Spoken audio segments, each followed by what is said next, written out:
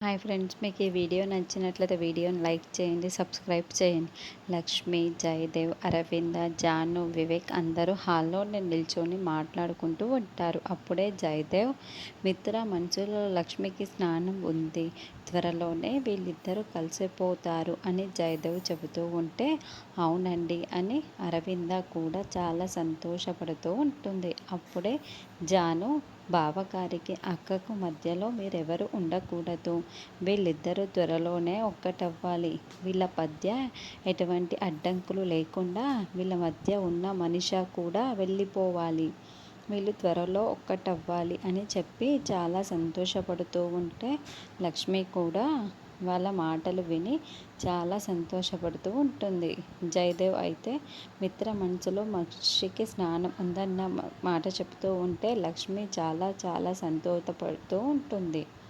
దేవయాని, మనీష వీళ్ళ మాటలు విని మళ్ళీ వెంటనే పక్కకు వెళ్ళిపోయి మాట్లాడుకుంటూ ఉంటారు. మనీష, వాళ్ళ మాటలు విన్నావు కదా, ఇంటిల్లిపాదే మిత్రకి ఇంటికి జున్నుకు దగ్గర చేయాలని చాలా చాలా ప్లాన్స్ చేస్తున్నారు.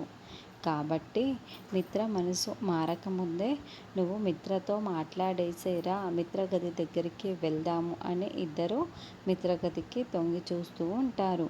అప్పుడే మిత్ర డ్రెస్సింగ్ టేబుల్ దగ్గర తల దూవుకుంటూ రెడీ అవుతూ ఉంటారు.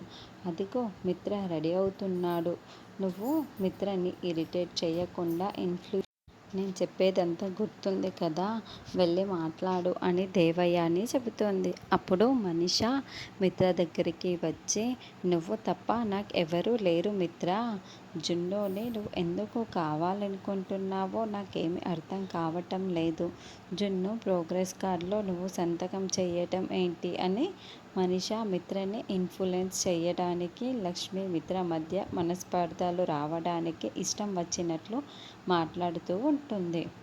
నాతోనేమో వాడి ప్రోగ్రెస్ కార్డులో సంతకం పెట్టానని చెప్పావు, ఇప్పుడేమో వాడి ప్రోగ్రెస్ కార్డులో నువ్వే సంతకం ఎలా చేస్తావు అని మనీష నిలదీస్తూ ఉంటుంది.